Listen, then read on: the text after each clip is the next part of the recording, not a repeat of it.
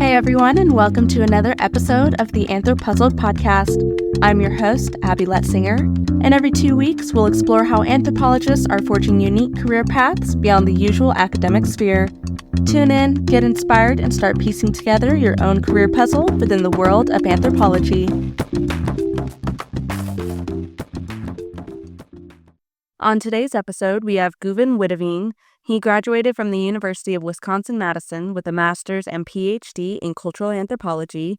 Much of his career has focused on outreach and public engagement, and he currently works as web manager for the Society for East Asia Anthropology, one of the sections of the American Anthropological Association. How are you doing today? Very well. It's a heat wave here in Michigan, summertime, but I'm looking forward to the cool weather ahead. Oh, wow. Yeah, it's been raining almost every single day here in Colorado. That's so complete opposite for what you're experiencing. So what is it that you do and why is it important in regards to anthropology? Well, I should begin by saying that I'm in my early 60s, so what I have to say on the subject of outreach has more to do historically in the last 10 or 15 years, because in the last 5 years or so, I've just been working on projects of my own making, mostly apart from the web manager job. So what I'm describing may be not up to the minute because things have moved along with social media.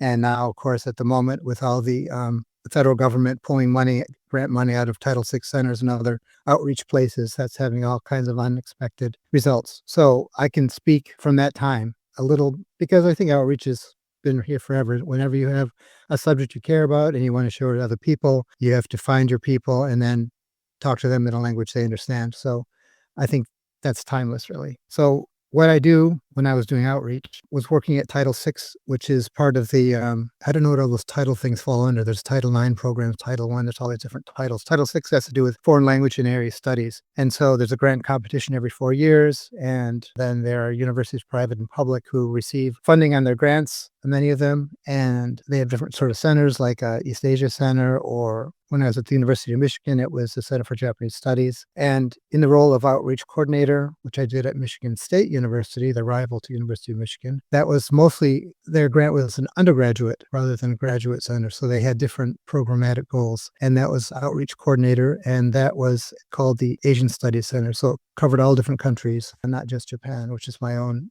anthropological training and fieldwork site. So what I would do varied during the year. Since we were doing all of Asia, often there would be some theme week like India week, and there would be speakers, guests from other universities or from our own. Or once we had a senator who was a Bollywood movie star before she was a senator, and my job was just to kind of shuttle her around when she was not doing her program things, which was really fascinating. And then there's for example, the Japanese language program. The undergraduates had a speech competition. So we did that. Well, we had all those theme weeks. So it was India week, Japan week, China week, and so forth. And so my job was not so much lining up people, making invitations. It was more like promotional. So marketing, you could say. It's like, who are the audiences that should know about this? Well, there'll be people on campus. There'll be people off campus. And now with so much digital and after COVID, I imagine a lot of it is also hybrid, which means you have to add a layer to the live event by, making it available either live stream or recording. So probably the toolkit for outreach people in the Title VI centers has expanded from my time in that way. I'm trying to think of other things. Other things would be just, there's like a weekly lunch lecture series. And again, reaching out to people who have a specific interest in that topic. Could be someone talking in a technical field, engineering type thing. It could be a medical type thing. So you reach out to those people. So really it's the role of recognizing valuable resources, events that are happening that are worth photographing, video recording, and then making it in a form that people can use. So that's what it is. It's matching resources to people. And since the Title VI mission is to reach beyond the campus, that meant sometimes reaching to other universities, other researchers far away who wouldn't be able to attend in person, but I could offer to make an audio recording for them and so forth. It's just maximizing the impact of an event. So who can this affect and how can we share it? How can we preserve it for future people to watch it? And so once you start thinking in those terms, you see all kinds of resources. You see things in the museum which are not on display. So I worked with a museum person at Michigan State once to digitally record some of the artifacts that were to do with different countries and make that available as slide sets, for example. So part of it is just coming up with your own initiative, seeing things that are possible. And if you get the go ahead to use your time to do that, then you go ahead. And if there are other priorities and they say, no, not for now, or do that during summer vacation. So you're always, working with supervision, working with peers. Sometimes you're working with fellow outreach people in the other area study centers, even though they're doing different content. You have shared methods, for example. So if somebody has more experience in one thing or another, you can consult with them. Other times it's your counterpart at a university far away, sometimes in another country. You want to do something together. So depending on the situation, you might be working with people on your campus, people at other campuses, people in other countries. So it's really up to your imagination. The sky's the limit. And the danger of that is if you just keep going down the tangents and the little roads, as soon you find connections to just about everybody, and then you have no time left. So you do have to kind of stay focused. Okay, that's really cool. So, like, with your time in Japan, what were some of the social changes that you saw that you documented either like while you were in Japan or even while here in America? How are they different? Well, one other thing, when you said Japan, that brings up another subject. When I was not at the outreach at the area study centers, I had a 2-year fellowship at the National Museum of Ethnology, which is near Osaka. And they were this was in 1999, 2000, 2001. So we're going back a little ways. But they had worked with Panasonic Corporation. They created a tablet before tablets were a thing. So they custom made this tablet for this museum in consultation with the curators. And the idea was they called it a digital guide. It's nothing like an iPad. It was like maybe 3 or 4 iPads. It was kind of thick and chunky, but it was digital, and I guess it was maybe even before Wi-Fi. And the idea was you'd go around to the different exhibits, which have, you know, label text from the 1970s when the museum was built, and they wanted to add content. They wanted to have multilingual things. So that was all programmed into these tablet type things. And my job was to check the translations to make sure that the Japanese original text was, effectively conveyed in English.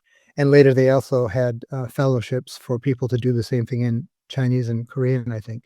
At the time, their main visitors who spoke other languages, English as a second language, who were from East Asia, from Korea and China.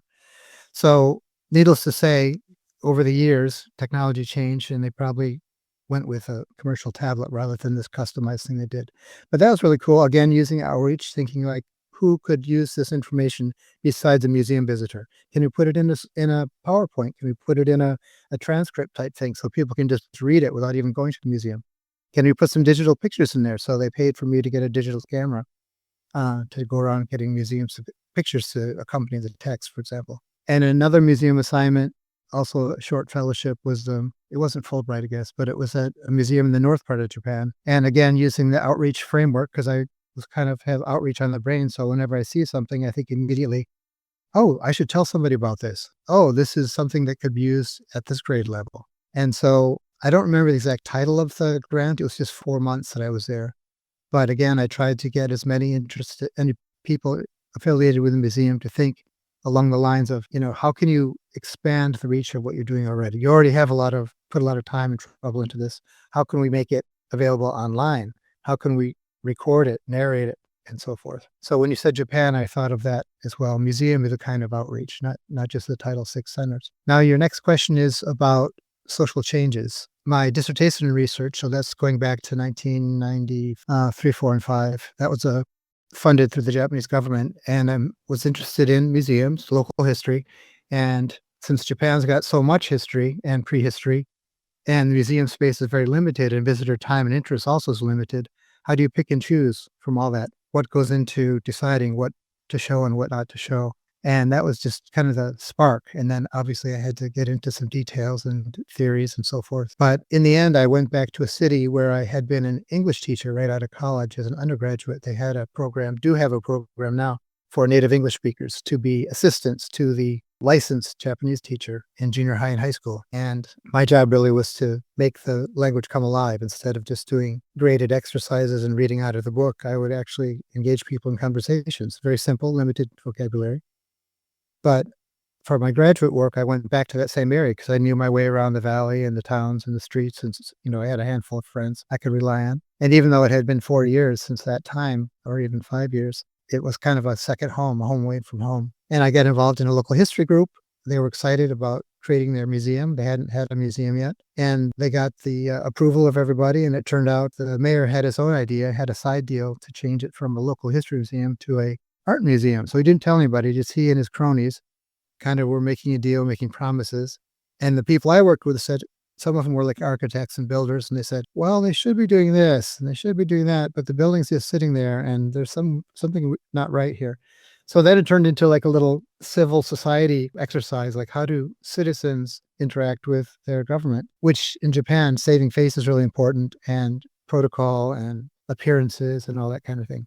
So it was really exciting, dramatic, not like a TV show kind of way, but to see these people, pursue the matter. And eventually they challenged the mayor. One of their people challenged him in the next election and won. So he was out. And I don't know if he did any jail time, but anyway, they didn't make the museum in the end. And so it was really a happy ending. That became a chapter of the dissertation. And then that turned into a book later. So social change, I guess you asked, what social changes have I seen? And there have been so many, even in a kind of rural part of Japan where I was. Most people are kind of in cities. And then there have been, natural disasters all over the place in Japan. They just keep happening one after another.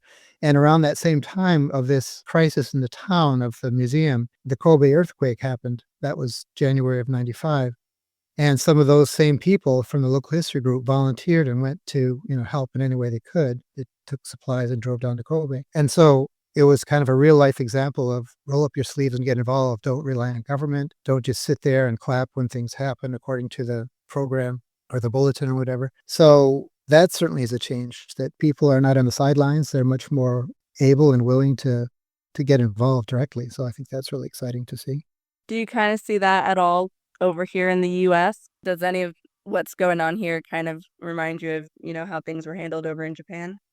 Yeah, it's funny you should say that because I'm in Grand Rapids, Michigan, and it's a big city. It's the metro area is probably 400,000, 500,000, and it's a very socially conservative area for the most part. But we've had at least 3 different demonstrations: the hands off, and there was one that was the March for Women's Rights, and there's one for the Not My King. Yeah, so I went to those kind of to take pictures and video and to add my voice to it. So certainly some people are getting off the sidelines in a productive way, not in a dangerous way.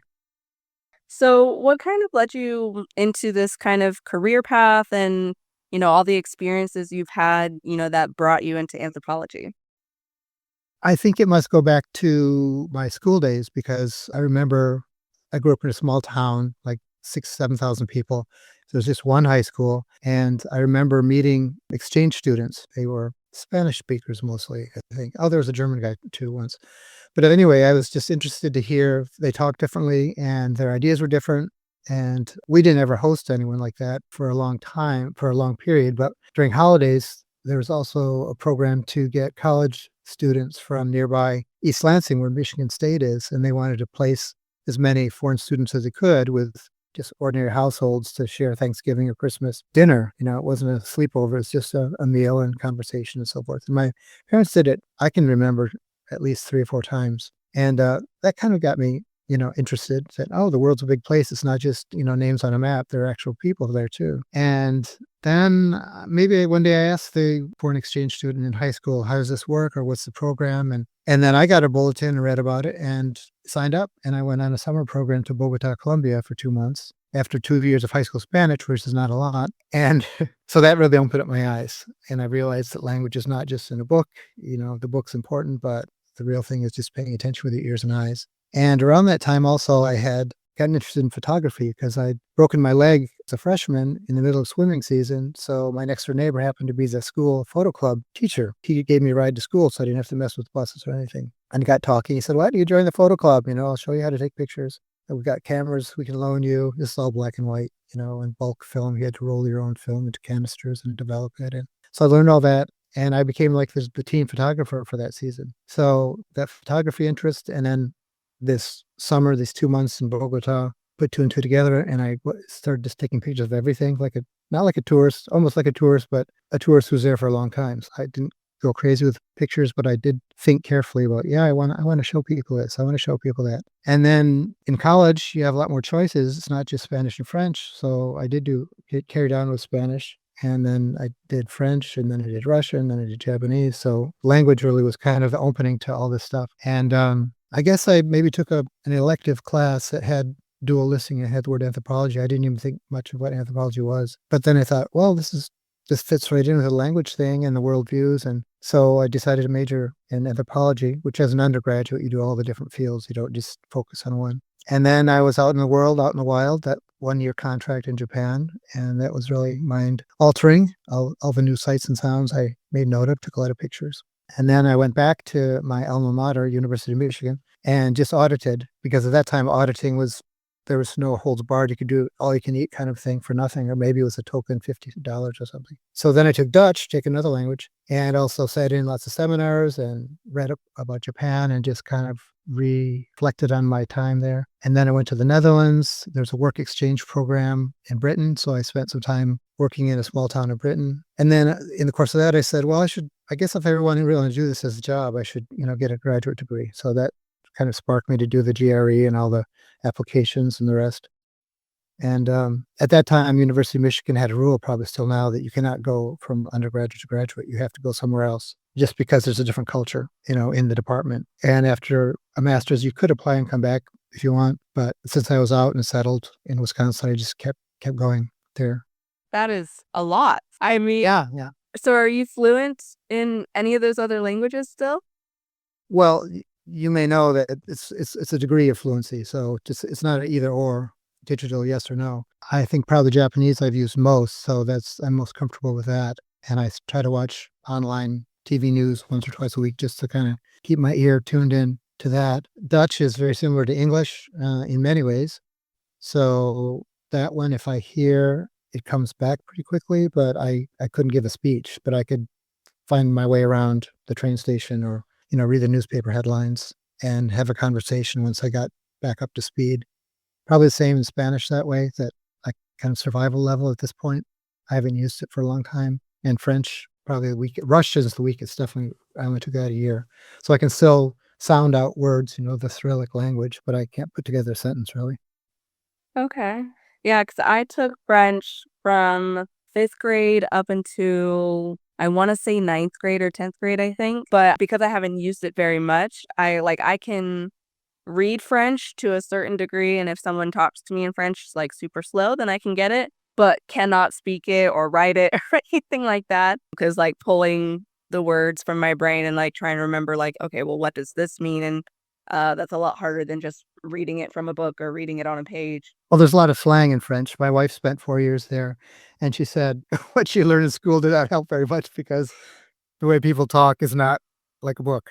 Oh yeah. No, I definitely get that, because like I've been to France a couple times, and every time I've been, I'm like, I can get around with the basics, but then as soon as someone starts talking to me, I'm like, do you speak English? Not to be that person, but especially when you're in Paris, they want you to speak their language, but they're like at the same time like, don't even try, like you're just gonna butcher it.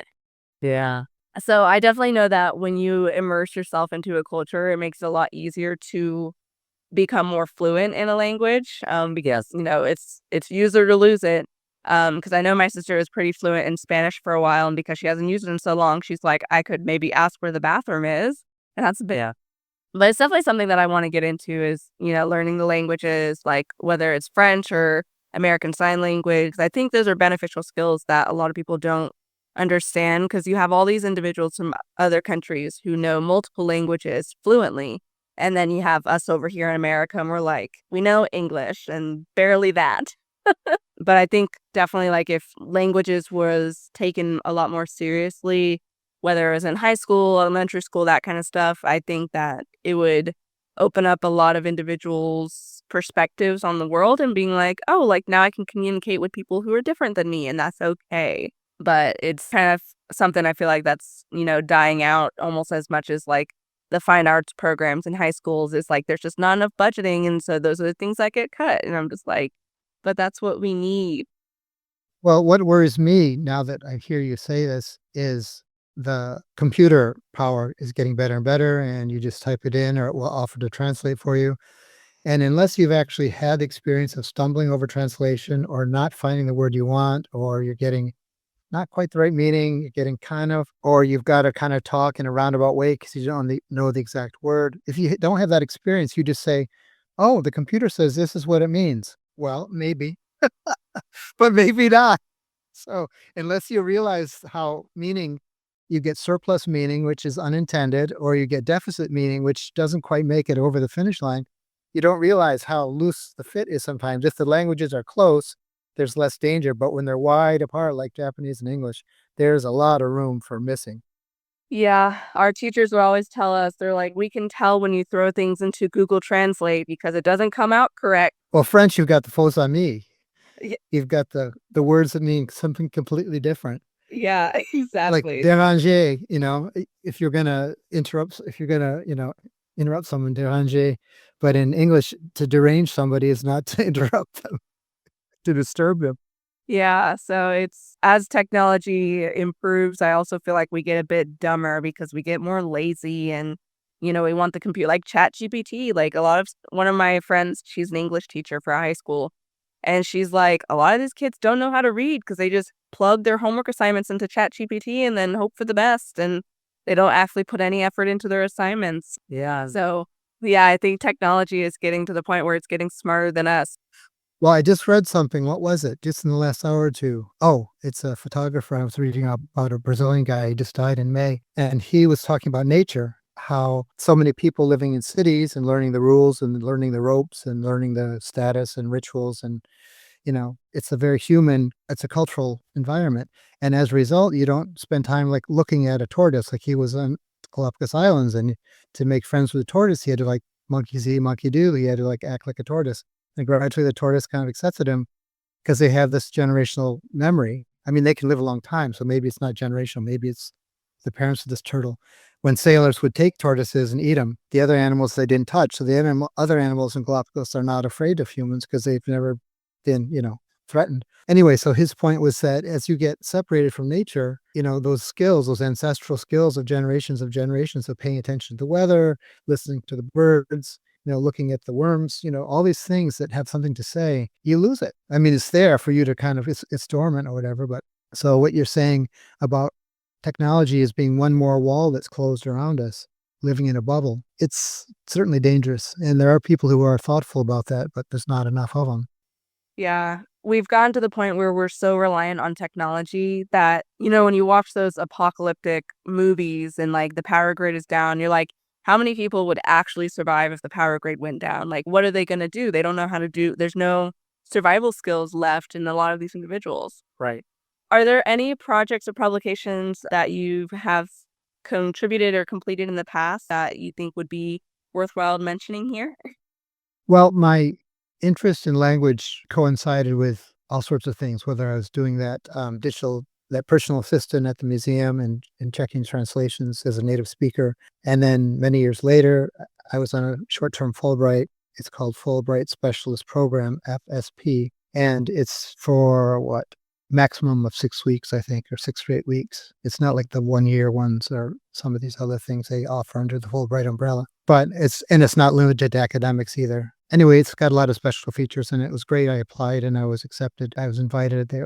You become part of a catalog in this university in a far west part of China in Xinjiang, where all this trouble is going on with the Uyghurs and so forth. I knew very little about it and didn't speak Chinese, but they wanted me anyway to teach in English a seminar about research methods for a 3 week, a very short period. I hadn't done it before, but I looked at other people's courses and syllabus structures and things like that and kind of tapered it down to what I had to work with, the time slots and so forth. And the students, there's 15 different ethnic minorities, different languages, and the national language is Chinese, but they also would speak, Kazakh or Uyghur, all the different languages of the area, Mongol. There's even some Russian people who are part of that part of China whose first language is Russian. And while I was there, they matched me up, among other things, with a filmmaker. And he had some films, and his graduate students had come up with English subtitles. He put them into some film festivals. And my job was just to double check what they had done, which was mostly great, but there were some things that I could improve on. So that was very rewarding to see my work on a screen and to know that I had improved what was already there. And his thing is that he was probably 10 years older than me. He's still making films, I think, now. And we're in touch, but we rely on Google Translate because he writes in Chinese, I write in English. Keep short sentences so it doesn't get too many dependent clauses and gets complicated.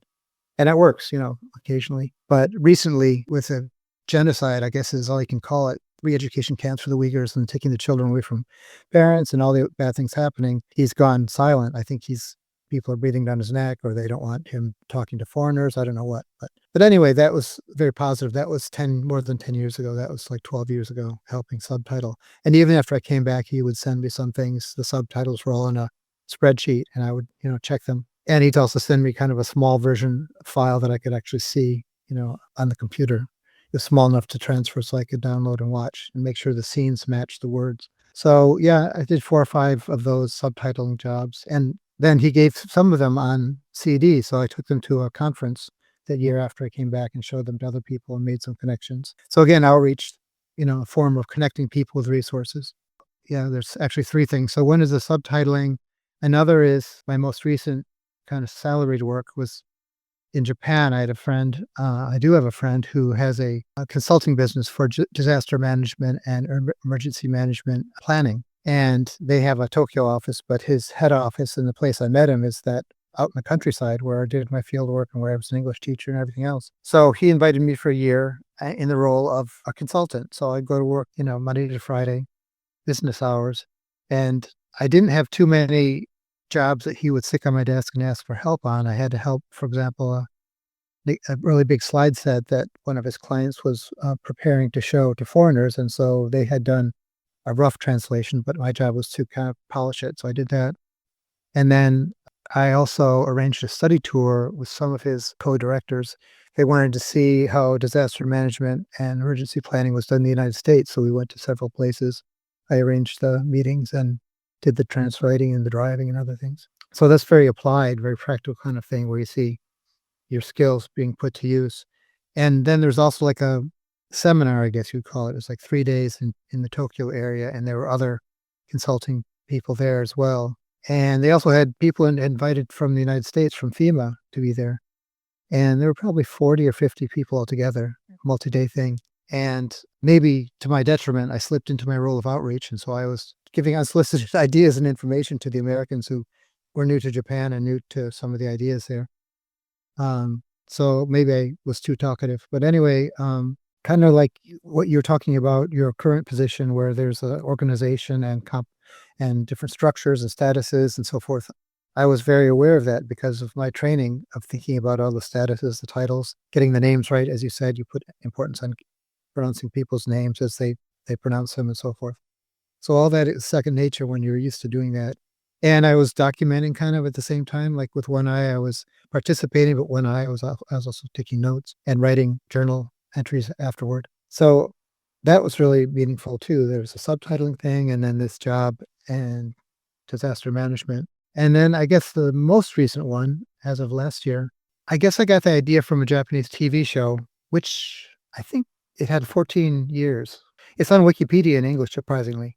Buddha Aruku, which means Aruku is walking, Buddha is just kind of wandering without a particular plan. And a host, who was also a comedian, a well-known figure, would pick a city and wander around with a camera crew and just find interesting things to talk about. And they'd have, experts come in if they're talking about the geology, like this mountain in the back of the city, or they're talking about some historic event that happened in this neighborhood of the town, or some curious craft product that comes from here or was invented here, just a variety of things. And so taking that as kind of the mode, I had my own criteria for choosing places I hadn't been and I thought would be promising. And so in 2023, I did that for about 3 weeks. And then in 2024, I also went to different places, about 6 or 7 different towns scattered around Japan. And following the same model, except I was wondering, instead of a camera crew, it's just me and my camera.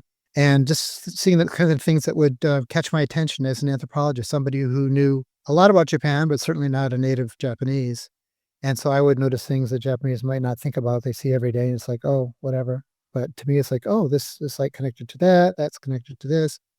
And I wonder if it's different to this. So I took pictures, I put them on Flickr, and I've arranged those into albums. Each city has its own album, and it might be fit anywhere from 50 to 100 pictures and video clips and commentary, just a paragraph or so of commentary usually. And from there, the next iteration is to just select the files, the uploads that had longer ones. If it was just a sentence or two, a comment I made, normally I would I would exclude those. I just went for the ones that had a paragraph or two, something longer, substantive, and then put those into a Word document, which you can convert to an ebook.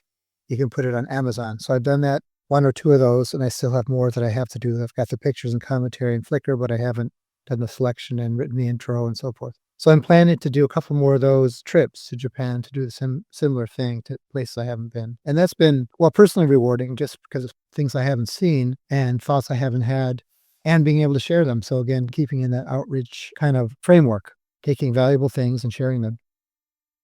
Have you ever seen your photos or commentary like used in impactful ways by like students or like researchers or anything like that? Hmm.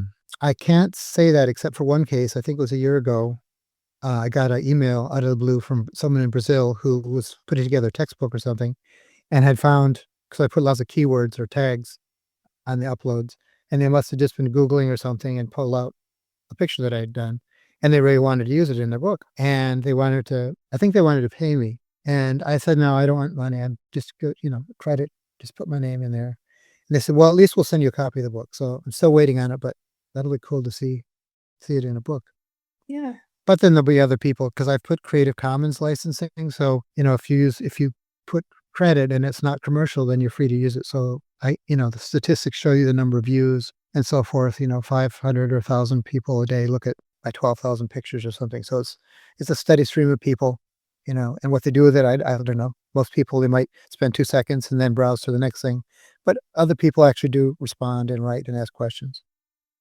Okay. That's pretty neat to like have your stuff in a book. I honestly think it's really cool, when individuals are just posting things or putting things up for fun just because like they thought it was really cool and like it could be beneficial to someone else and then someone reached out and they're like, "Hey, like I really like what you did here and I'd love to use it for X, Y, or Z purpose." Because I have an intern who writes all the episode descriptions for me and reached out and she's like, "Hey, I love your podcast idea and I'd love to participate or help out in any way I can." And I'm just like, heck yeah. Yeah, that's right. Please do. Like it'll look great on your resume because she's been doing a lot of things that honestly, like if I was her age, I wouldn't have done any of that because I'm like, I just want to get through school, go home, and then do nothing. But she's done so many things. I'm like, you are gonna go far in life, especially in anthropology. It's funny you say that because sometimes, not sometimes, very often, I think something you say or comment you make or something you do, some gesture, a gift, it could be any sort of any form of behavior that to you just seems normal. It fits in the normal kind of expectations of that framework. But to that person at that time, they cling to it, they seize upon it. It becomes a turning point, which you missed that fork in the road. To them, that was like a fork in the road. And so this, those formative years can be, very impactful. Yeah, of course. Now, you went to grad school and you went ahead and got a master's and a PhD. What was that experience like? And do you have any advice for individuals who are looking to maybe go to grad school? Well, many things have changed, obviously, since I graduated in 1997 after it was 9 years. I started in 88. So, yeah, it was a long time, 9 years on and off. Gulf War happened. I was in the Army Reserve, so I got taken away for a semester. So, advice I would say, if you can, people imagine the best scenario is you get a full ride and you can devote yourself entirely to your subject. And that certainly is good in many ways. But at the same time, anthropology being about the people, there's many anthropologists, so I don't want to say one thing, but I think it's fair to say that it's not about documents like history is. Historians spend a lot of time with documents, making them and interpreting them and finding them and comparing them. Anthropology is about people and language and the good and bad things. So my advice, if you're going to grad school, is even if you don't need to work outside, paid or unpaid, I would definitely recommend it just for peace of mind, for balance, just to get away from other graduate students, get away from campus, just to mingle with people who are not in that situation. Not that it's bad or good, it's just that you need to have another pair of eyes, another standpoint, another perspective. And so that's one thing. And then another thing is it's a long haul. I don't know why it should be. You would think medical school would be the longest one, or maybe even law, but I have it in my mind, and maybe I'm out of date here, but I have it in my mind that graduate school to get to the PhD point for anthropology is the longest. Of all the different things you could do, anthropology takes the longest, which means you're not earning usually, you're not earning full time at least. And you're missing out on other things that you'd be doing during that time. So it's a big commitment to go to the end for most people. Some people can, sprint through and the project is right in front of them and they do it and they're done. But most people, they have to decide what their project's going to be, then formulate it and get funding for it, then do it, then come back and write about it. So there's, a lot of chapters, a lot of layers, and it's all valuable. And I wouldn't take it back. I wouldn't change it. My wife would say, "Yeah, you shouldn't have done that. It's too much time." But no, I think that's the best advice I can give is treat it as a marathon. It's slow, slow and steady wins the race kind of thing. And then, like I said, mingle with people outside of the academic community. Now, do you feel that by going into anthropology, it's kind of broadened your viewpoint and perspective on the world? Yeah, I think by definition, it's safe to say that there's a comparative element, number one. Number two, context is always so important. So whatever you're interested in, suddenly you have to take a step back and look at the larger frame. So what you said, broaden, literally broaden, you have to put a wide angle lens. And that's a great metaphor too, the visual metaphor. So you can talk about lenses, wide angle and narrow and macro and so forth. And so that I think that those dimensions of anthropology, the fact that you have to look at the context for whatever you're looking at on the larger frame, and not only physically wider, but also time wise, you have to look at what happened before, what's going to happen after. You've got to kind of expand everything. So to answer your question, yeah, by its nature, by its design, anthropology is always wider and bigger. Well, before we get into our final four questions, is there anything we haven't discussed today that you'd like the listeners to know about?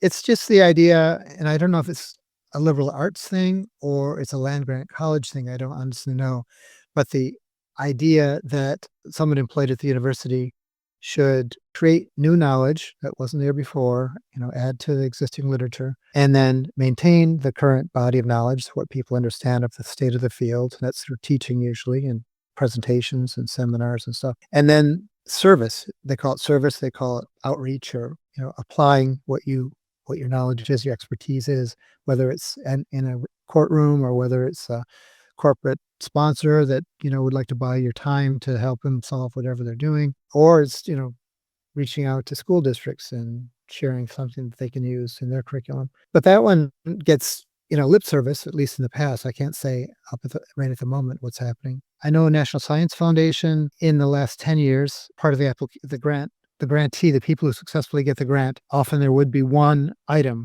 the requirements they have to do, the condition for getting the grant is to put their material in some form outside of the field, outside of their own journals and their own kind of narrow circle. So I don't know if they call it outreach, they call it extension. I don't know what they call it, but I remember seeing that. I was really impressed. Like, oh, wow, they're putting this stipulation into the terms of the grant that you have to do outreach. You can't just sit on your research or talk to your peers about it. So I thought, well, that's promising.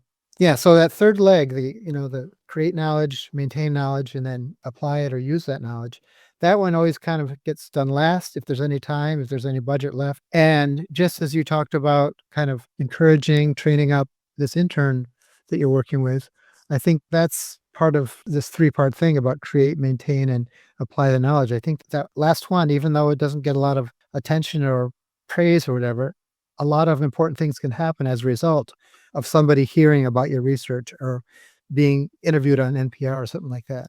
I think that one really is underutilized. I think there's a lot of power and potential in taking what you've worked so hard on, what you care about, what you know so well, and putting it out to a wider circle.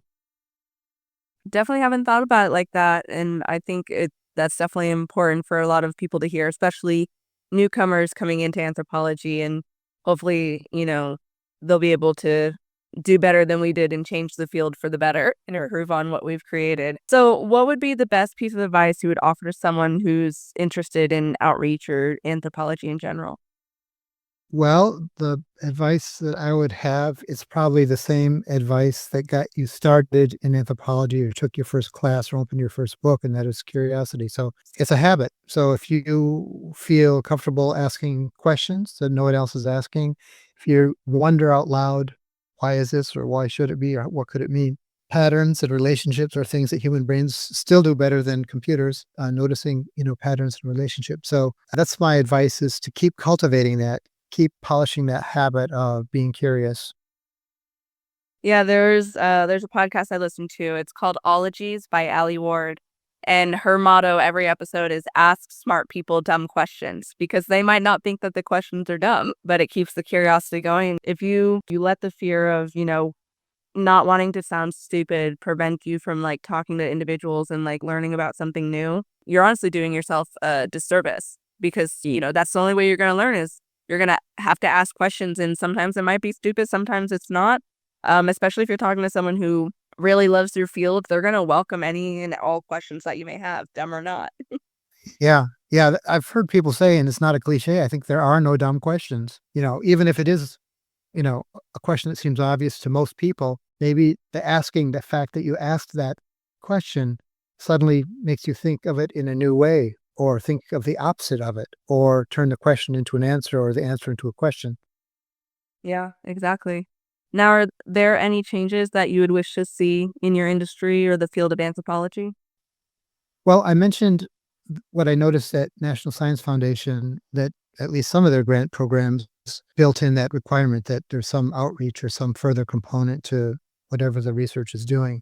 So I think that's a great step. I don't know if they're still doing it at the moment, but I think I'd like to see more of that, to make it integral or automatic, that whatever you're doing should not just be for your peers who are trying to advance the field or create new knowledge. That's important, obviously, speaking to people who know what you're talking about.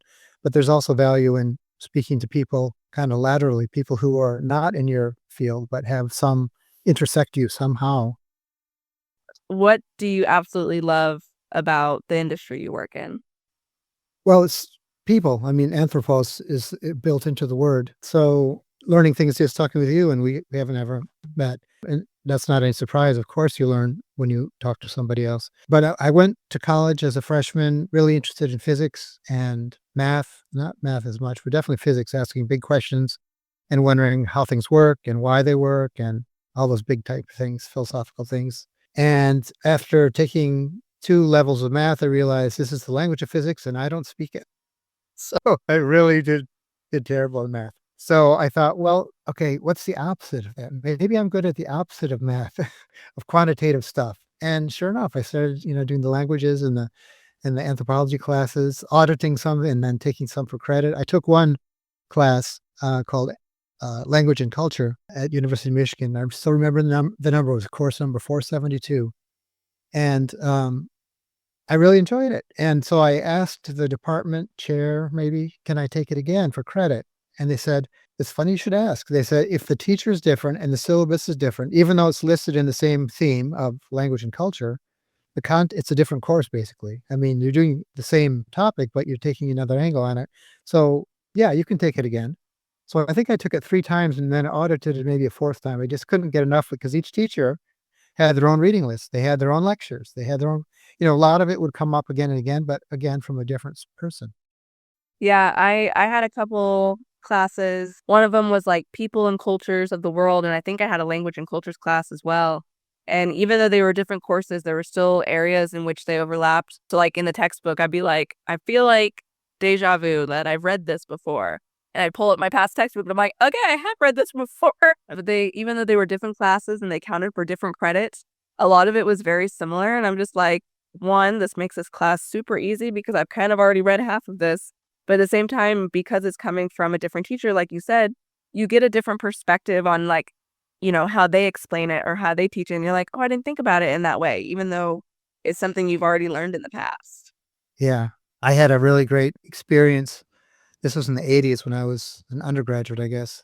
And many departments would have lunch lectures. They'd have a guest person who was doing job interviews and they got a 2 for 1 by saying, "Can you do a lunch lecture while you're here too?" So, and then there are also people who are, local to the area or were emeritus people or whatever, all sorts of people. But at the museum, it was like the home base of the archaeology program. And this was way before computers. They always had slides. That was like a thing, is field workers took took cameras with them. And so their lunch lectures very often were illustrated. And number one, I like pictures anyway. But number two is just more engaging. They darken the lights and then they talk about the field work.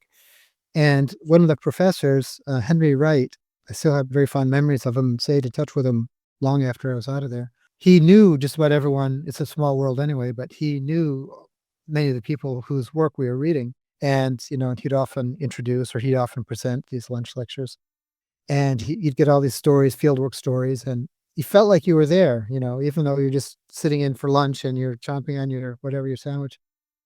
And so I guess what I'm trying to say is that the world of scholarship suddenly became real people. Like he knew stories, knew what this person really liked to eat or what kind of wine they like to drink. Like all these little personal details. These authors weren't just names on these articles. They were like real people and they had quirks. And this guy knew them and he worked with them. And it's like, wow, it's all coming alive. That's really cool. Well, I guess my final question to you is, where can listeners learn more about you and what you do and did? So every day, just about, I take pictures. It might just be flowers in my garden, or it might be a new shop opening in town, or it might be a demonstration. A week ago, there was a sign near my neighborhood grocery store that someone had used colorful paint on cardboard and then stapled or screwed onto a telephone pole. It said, "Until everyone is free, no one is free," or something like that. So little bits of social commentary that get my eye. I'll add it to my Flickr account, and then sometimes I'll write a commentary. But if it's something longer, I'll put it at medium.com. So that's for longer essays, longer form things. And then through the Google ecosystem, there's something called Blogspot or blogger.com. And so I've probably got a dozen or 2 dozen of those for different purposes and different topics. But one of them I call Anthro Views. So anthro is as an anthropology and views is the plural, anthroviews.blogspot.com. And that's for things that might be, I don't know, 6 or 8 paragraphs. That's longer than just a little Flickr blurbs. So that's another place to read. At medium.com, the @ mark is GP Witteveen. So Guven Peter Witteveen. So those are really miscellaneous. Those are always from an anthropological point of view, but they range from very ordinary things to kind of interesting things, I think. Okay, cool. Well, I will definitely link all of that in the show notes so that when individuals pull up your episode, they can kind of flick through some of those while listening to it. But in the meantime, I had a really great time talking to you today and learned a whole bunch of information. And it's always great talking to individuals in the field because there's so many, even though we're all so different, there's also so many similarities that like I see myself and you a little bit and some of like the other guests that I have, and it's just always such a fun experience. So thank you so much for being a guest on my podcast. Well, I'm very honored to be on your podcast, and I'm just thinking now of Gutenberg and the printing press, and I guess even before Gutenberg, the movable metal type that the Koreans had done in the 1300s, but you don't hear about that so much. But podcasting is publishing, and so it's like you're like Gutenberg 2.0 or 5.0 or something that you're publishing. That's really great. Yeah, it's definitely been a learning curve and a new experience because before starting the podcast, I didn't think I was ever going to start one because it's just, there was nothing that interested me enough to want to talk about it all day, every day. But then when you're a recent graduate, or I guess not too recent because it's been almost 5 years now that I've graduated from college. But when you're going through struggles and you're like, you're trying to learn more about something or get all the information that you can, sometimes it's just like better to put in some form, whether it's writing a book or making a podcast or making a website, just so that, you're not hoarding the information and you're willing to share it with others in different ways that might speak to some individuals and it might not speak to others. But honestly, it's been a pleasure speaking to so many different individuals about the topic, and hopefully a lot of students who are probably in the same position that I am of trying to figure out how to use my degree in my current job or just even previous jobs, that it'll be a helpful resource to them. So, Yeah. yeah. Well, thank you so much for coming on my podcast. I had a great time. Yeah, me too. Yeah, I appreciate it. Oh, Okay, we'll be in touch then. yes, of course. Well, you have a fantastic rest of your night, and thank you again. Okay, I can say adios. All right. Bye-bye. Thanks for listening to another episode of Anthropuzzled. This show was produced by me and distributed in collaboration with the American Anthropological Association. A special thanks to Cheyenne Brewer for editing the website, L. Akers for the incredible logo design, and to Anthropuzzled's intern Fiona for the episode descriptions. The music is courtesy of Chad Crouch, aka Poddington Bear of Sound and Picture. If you have any questions, you can reach me at abby.letzinger@anthropuzzled.com or as Anthropuzzled on Instagram, Facebook, and YouTube. Until next time.